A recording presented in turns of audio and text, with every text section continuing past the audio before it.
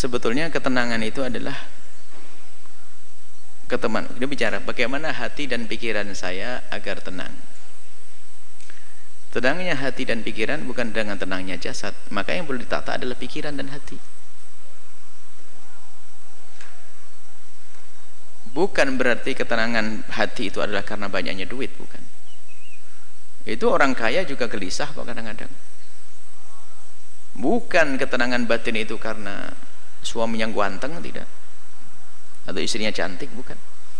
Jadi memang ketenangan murni di dalam hati kita. Nah, tinggal sekarang itu bagaimana agar hati itu tenang. Jawabannya sederhana, hati dan pikiranmu kau sambungkan dengan apa dan siapa.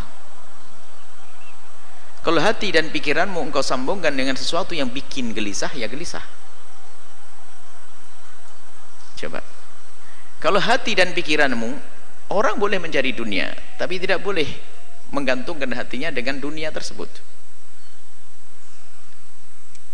Sehingga kalau orang menggantungkan hatinya, mengikat hatinya dengan dunia, lihat, di saat tidak mendapatkannya dia gelisah, di saat mendapatkannya hilang pun susah. Ada orang duitnya hilang tenang saja kok, ajib, karena dia tidak mengikat hatinya dengan dunia tersebut. Maka dengan Allah lah, itulah ketenangannya ada dengan Allah. Kalau sudah orang dengan Allah, duitnya hilang nggak susah, malah ngasih 1 miliar bangun pondok. Coba, lah kok bisa ini? Coba yang hatinya nggak sambung dengan Allah, 1 miliar ini buat abemat 2, dapat tambah gede duit saya. Tapi enggak, hatinya tenang, kehilangan duit 1 miliar kok. Ini duitnya jatuh 100.000, puyengnya setengah mati, nangis-nangis. Nah, ini urusannya hati kita dengan siapa. Nah, kalau sudah urusan kita hati kita dengan Allah, mudah. Allah, apapun di saat dia sakit, lihat, sakit jasadnya sakit, tapi kalau dia kenal Allah, dia akan tahu bahwasanya akan ada imbalan di hadapan Allah Subhanahu wa taala. Maka rasa sakit akan terreda dirasakannya, menjadi tidak separah, tidak semakin sakit. Sama itu loh, kok jauh sekali imbalan di akhirat, kok lama banget ya. Itu saja ibu yang hamil tua nggak bisa melahirkan, bawa ke dokter, ambil pisau dokter, buka perut saya. Aduh, dengan senang hati dia sakit, lihat banyak, senang. Ada sesuatu yang lebih menyenangkan dia. Apakah dia susah? Ya enggak. Begitulah sebetulnya ujian dari Allah di dunia ini, tergantung harapan kita tuh di mana. Sehingga ada orang tuh putus asa, bunuh diri dan sebagainya, kan orang dungu, dia orang dungu, mau nikah nggak jadi bunuh diri, utang kebanyakan bunuh diri, gampang banget dia. Di negeri kafir banyak bunuh diri, nggak ada iman. Sebenarnya gelisah karena dia tidak punya Tuhan dia sebetulnya. Kalau punya Allah, nah ini sekarang biasakan dengan Allah. Maka ala bidzikrillah tatma'innul qulub. Mengingat Allah menjadikan tenang hati. Bukan kegembiraanmu adalah dengan dibalik tumpukan harta. Coba kita melihat, kita menemukan orang di kampung-kampung sangat sederhana, gaji sehari untuk makan sehari, tapi no problem, dia hidupnya candaria dengan istri, ya Masya Allah. Suaminya berangkat dulu, nanti tak kirim sarapan Pak ya. Enggih, berangkat suaminya duluan kok, belum datang, sambil nyangkul. Suami inti yang bawa rantang ngasih bungkus pincuan begitu, bawasan makan, Pak ya, nah pulang nanti bawa sayur suaminya, tatonya Pak dapat burung, dapat ikan sedikit, nggak pernah punya problem dia, kayak orang punya istana itu. Tapi yang rumahnya gede, mobil mewah itu belum tentu senang dia, karena urusan bukan dunia, gelisah. Kita pernah ngisi pengajiannya orang kaya, kayaknya gelisah semuanya. Mulai dari gelisah rumahnya, sertifikatnya di bank semuanya ada.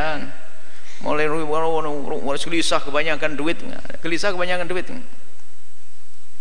Kok bisa, gimana? Ini punya 2 perusahaan saja, saya sering ditinggal sama suami saya. Sekarang membuka perusahaan di luar negeri, Bu ya. Bagaimana senasib saya nanti? Wah, tambah susah dia. Macam-macam orang lain, bingung nih manusia itu karena hatinya tidak dengan Allah. Maka ada bidzikrillah tatma'innul qulub. Dengan banyak menyebut nama Allah, ingat Allah, akan menemukan ketentraman. Sehingga susah yang sesungguhnya adalah di saat dia jauh dari Allah. Kalau sudah jauh dari Allah, kecil pun menjadi susah. Tapi kalau dengan Allah, bencana pun kayak apapun akan menjadi sebab dia senang, karena ini dari Allah. Sehingga para solehin itu kalau diuji dengan kefakiran, selamat datang dengan syiarnya orang-orang besar. Kefakiran syiarnya orang-orang besar. Dia tidak menganggap sebuah kerendahan. Tapi lihat yang tidak punya umat, nasib sudah sholat tetap melarat, Tuhan tetap melarat. Kurang ajar sama Allah nih.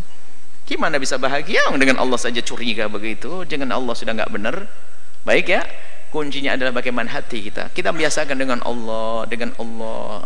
Hakikatnya seperti itu. Tapi di samping itu juga kalau kita berkumpul dengan kemuliaan, Anda akan menemukan kesejukan. Karena apa? Allah akan turunkan rahmat di tempat semacam ini. Anda bergabung di tempat-tempat mulia.